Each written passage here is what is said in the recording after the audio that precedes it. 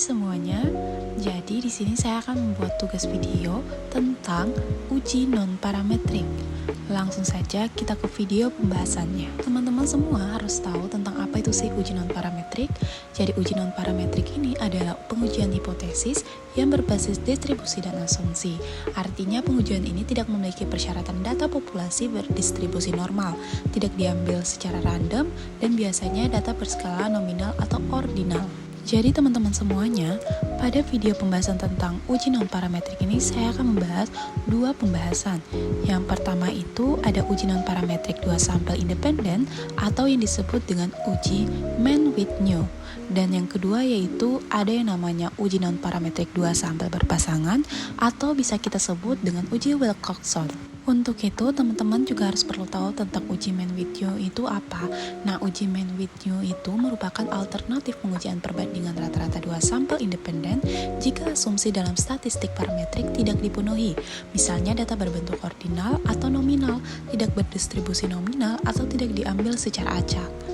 Jadi teman-teman, ini contoh soal untuk uji Mann-Whitney di mana nantinya kita dapat membuatnya dengan SPSS. Kita langsung ya ke penyelesaian soal, yaitu di sini aku menggunakan software SPSS. Yang pertama kita buka terlebih dahulu ya software SPSS-nya, tampilan awal seperti ini. Nah, kita aktifkan variabel view-nya.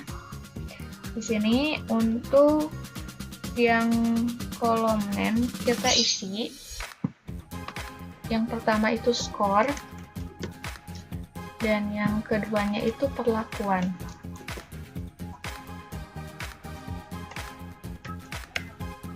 Seperti ini. Nah, untuk yang kolom type diisi numerik ya, sudah. Nah, untuk desimal kita pilih 0. Perlakuan juga sama, kita pilih 0. Untuk kolom labelnya itu, untuk yang skor kita tuliskan skor siswa.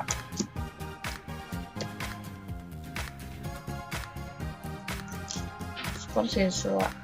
Nah, untuk yang perlakuan kita tuliskan perlakuan yang diterima siswa.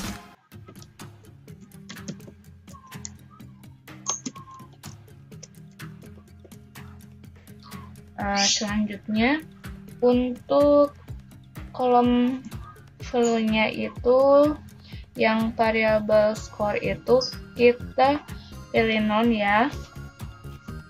Tapi untuk yang perlakuan kita definisikan. Nah, kita pilih 1 itu untuk kritik.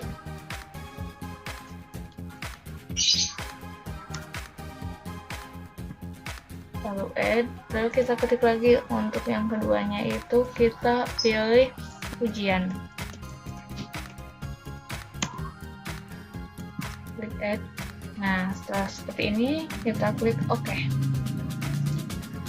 Nah, selanjutnya untuk kolom yang measure ini kita pilih skor itu ordinal dan yang perlakuan kita pilih nominal.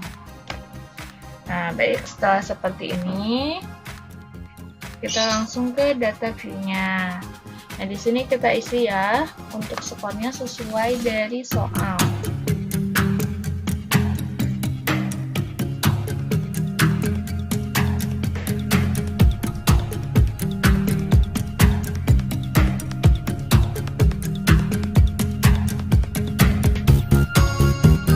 Nah, seperti ini. Untuk yang kolom perlakuan kita langsung saja isi dengan mengklik nilai itu. Kalau negatif 3 itu kan kritik, jadi kita klik aja 1. Nah, langsung muncul kan, klik 1.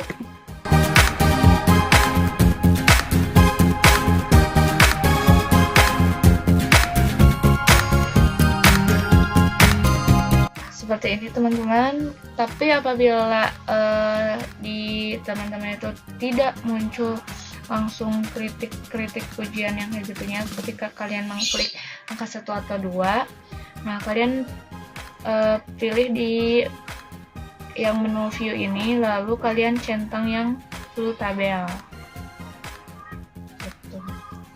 Oke, lanjut ya. Untuk yang selanjutnya kita pilih menu analyze di sini, lalu pilih descriptive statistik dan pilih export. Klik saja.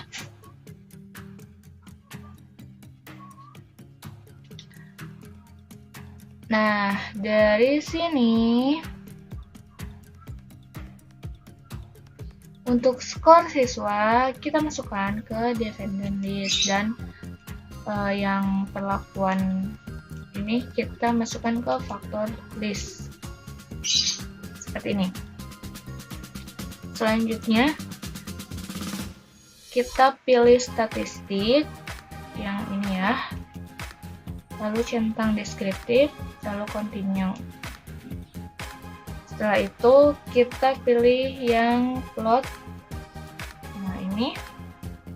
Nah di sini kita pilih faktor level together ya. Klik. Dan centang yang normality plot with test. Ini kita centang. Lalu untuk yang power estimation kita centang yang ini. Selanjutnya continue.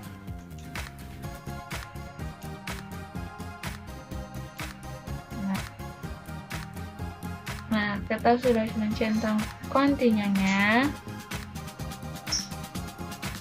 Lalu kalau misalkan sudah seperti itu, kita langsung klik saja OK ya teman-teman.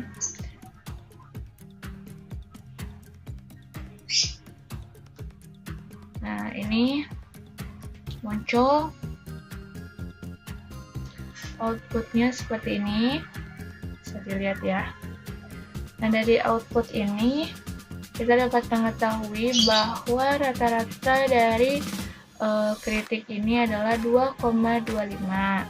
Selanjutnya untuk yang pujian rata-ratanya itu 9,44.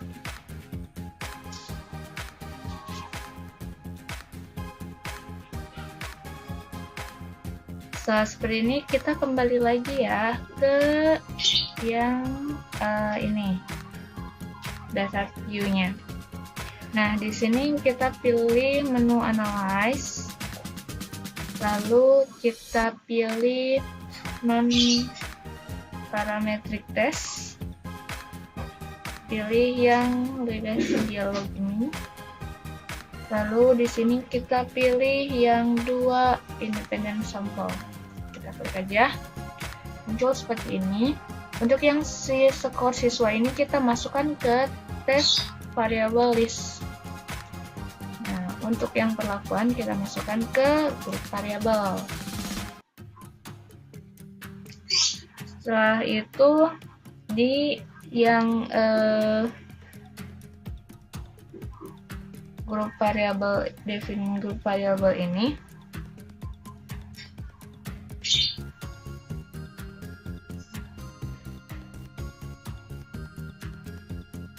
kita klikkan untuk grup 1 itu 1,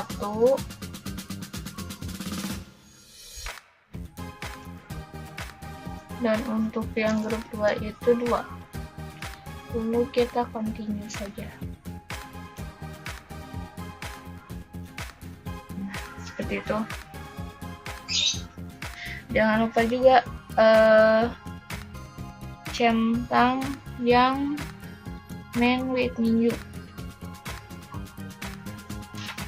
Setelah dicentang,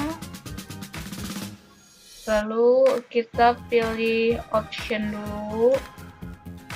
Nah dalam option ini kita pilih kotak yang statistik. Di sini kita pilih deskriptif ya, kita centang. Lalu untuk yang missing clue-nya itu kita pilih yang exclude test by test. Lalu setelah itu kita continue saja. Nah, di sini kita langsung saja pilih OK.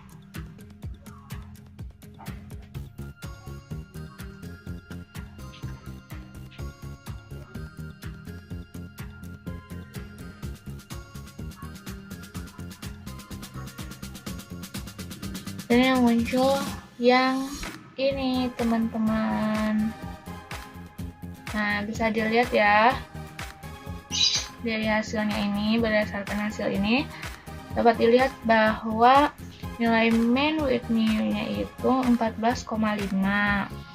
Nah, lalu nilai si dua tile-nya ini adalah 0,036. Nah, sini kan nilai signifikansinya ini tuh lebih kecil dari taraf signifikansi yang 0,05 ya.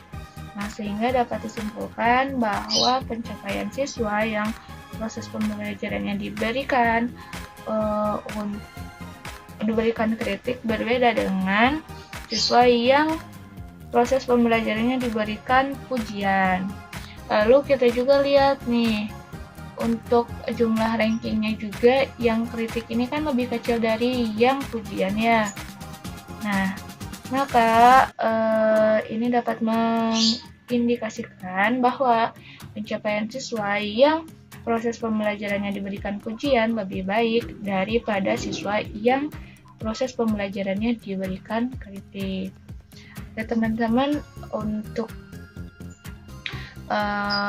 yang soal mengenai uji man with mean seperti itu. Jadi sekarang kita masuk ke pembahasan yang kedua ya teman-teman, yaitu uji Wilcoxon. Nah, uji Wilcoxon ini atau lebih dikenal dengan nama uji bertanda peringkat Wilcoxon merupakan alternatif bagi uji perbedaan dua rata-rata di antara dua sampel yang berpasangan. Nah, di sini juga ada untuk contoh soal uji Wilcoxon di mana nanti akan kita kerjakan ya teman-teman. Teman-teman, sekarang saya akan langsung saja ya untuk menyelesaikan permasalahan tersebut. Nah, langkah pengujian hipotesisnya adalah sebagai berikut. Jadi, kita langsung buka dulu aplikasi SPSS-nya seperti ini. Klik di variable view-nya ya. Nah, untuk di kolom man itu kita isi post before yang pertama, dan yang keduanya post after.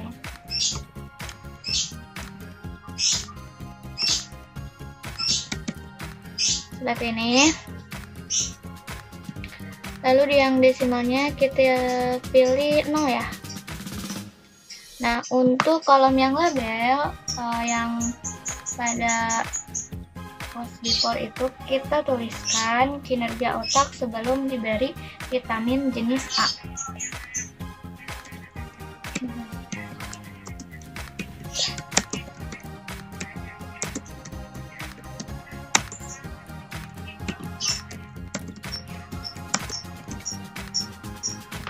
Dan yang kedua, untuk yang post after kita beri labelnya itu kinerja otak sesudah diberi vitamin jenis A.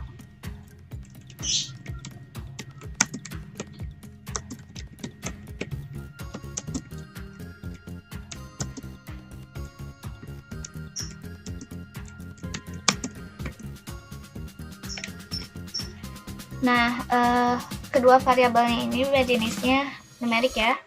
Lalu weeknya tuh ber-8. Terus di clue-nya itu non. Lalu itu non. Terus yang measure-nya itu ordinal. Dua-duanya ordinal. Kita pilih ya.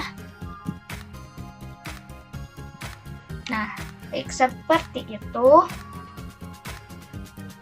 Lalu kita aktifkan di data view-nya. Nah, di sini tampilannya kan seperti ini ya. Di Di sini kita masukkan saja semua datanya. Ini yang sebelum, kita masukkan ya semua data yang sebelum yang ada pada soal tersebut.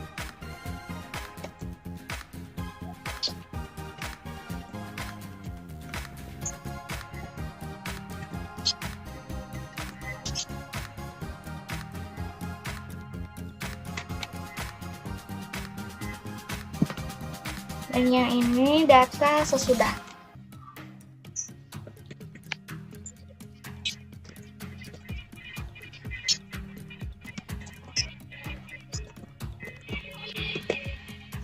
Nah, setelah udah seperti ini teman-teman, lalu kita pilih menu analyze. Ini lalu kita pilih non parametric test dan kita pilih legacy yang dialog. Sini kita pilih yang 2 selected sampel yang ini, kita klik saja. Nah, dari sini kita masukkan saja otak kinerja sebelum dan kinerja otak sesudah. Kita masukkan, lalu kita centang yang Wilcoxon. Setelah itu kita klik saja OK. Nah, ini tampilannya ya, tampilan outputnya seperti ini teman-teman. Nah, dari sini itu berdasarkan hasilnya dapat kita lihat ya bahwa kolom yang sub of range ini adalah nilai Wilcoxon-nya, yaitu sebesar 48,5 dan 6,5 ya. Nah, dari nilai ini tuh dipilih yang paling kecil sebagai nilai Wilcoxon-nya. Nah, yang paling kecilnya berarti yang 6,5 ini. Lalu kita lihat juga nilai signifikansinya itu 0,032 ya. Nah, nilai ini kan lebih kecil dari taraf signifikansi pengujian yaitu 0,05.